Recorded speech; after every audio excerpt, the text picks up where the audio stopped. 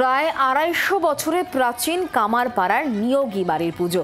প্রাচীন রীতি মেনে আজও এই পুজো হয়ে আসছে। এখানে পঞ্চমীতে মনসা পুজো এবং অষ্টমীতে দুর্গার সঙ্গে কালী পুজোও হয়।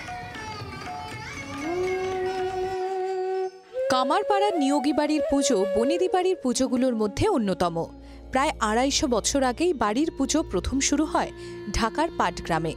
এরপর বাংলাদেশ ছেড়ে তারা কলকাতায় চলে আসায় ভবানীপুরে বেশ কয়েক বছর এই পুজো হয়। বর্তমানে সেই পুজো স্থান নেয় জলপাইগুড়ির কামারপাড়ায়। স্থান পরিবর্তন হলেও নিয়োগী বাড়ির প্রাচীন রীতি ও ঐতিহ্য আজও অটুট।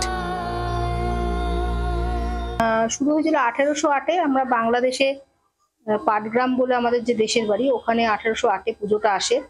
তার আগে নিয়োগীরা পাটগ্রামের আগে বলধারায় বলে একটা জায়গায় থাকতো, ঢাকাতেই, ঢাকা জেলাতেই।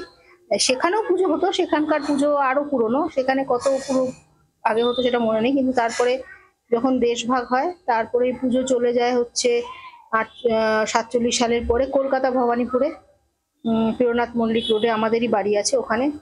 আর 65 সালে যখন কলকাতায় চালের ক্রাইসিস হয়, তখন ওখান থেকে জলপাইগুড়ির বাড়িতে শিফট করা হয় পুজোটাকে।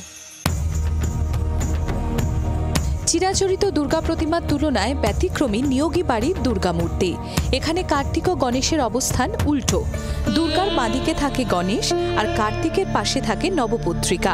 দেবীর গায়ের রং অতসী বর্ণা। নিয়ম আলাদা বলতে আমাদের কার্তিক আর গণেশের অবস্থানটা অন্যরকম। মানে আমাদের মায়ের বাঁ দিকে থাকে হচ্ছেন গণেশ আর ডান দিকে হচ্ছে কার্তিক। হ্যাঁ, ওটা উল্টো আর কি। তারপরে সপ্তমীতে আমাদের একটা কালী পুজো হয় এবং আমাদের আগে প্রতিপদে ঘট বসতো, প্রতিপদ থেকে পুজো শুরু হতো। কিন্তু করোনার পর থেকে সেটাকে এখন পঞ্চমীতে নিয়ে আসা হয়েছে। মানে আগে 10 দিনের পুজো ছিল আর কি। ঘট বসতো প্রতিপদে, তারপর পঞ্চমীতে প্রতিমা আসলে পরে পুজোটা হতো আর কি।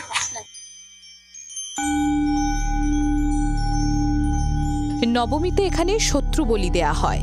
থোড়ের উপর চালের গুঁড়ো দিয়ে তৈরি করা হয় অবয়ব। শত্রুকে বলি দিয়ে ছুঁড়ে ফেলা হয় বাড়ির বাইরে। এছাড়াও আজও নবমীর দিন নিয়োগী বাড়িতে দুর্গা দই খাওয়ার বিশেষ রীতি রয়েছে। আমাদের প্রতি বছর এই শারদীয়া উৎসব উপলক্ষে, পুজো উপলক্ষে আমাদের মানে পারিবারিক একটা পত্রিকা আমরা বের করি। সেখানে পরিবার এবং পরিবারের সঙ্গে যারা জড়িত আছে, আমাদের পরিবারের সঙ্গে তারা অনেকেই লেখা এবং ছোটরা তাদের হাতে আঁকা ছবি এগুলো দেয় এবং সবার মিলিত প্রয়াস আর উদ্যোগে আর কি আমরা এই ম্যাগাজিনটাকে বের করে থাকি।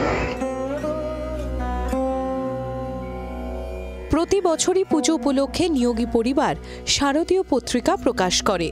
দীর্ঘ কয়েক বছর ধরে এই পরিবারের ছোট থেকে বড় সদস্যদের লেখা গান, কবিতা, ছোটদের হাতে আঁকা ছবি প্রকাশিত হয় পুজোর ম্যাগাজিনে। ম্যাগাজিনের নাম জ্যোতি। জলপাইগুড়ি থেকে প্রদ্যুৎ দাস, জি 24 ঘন্টা।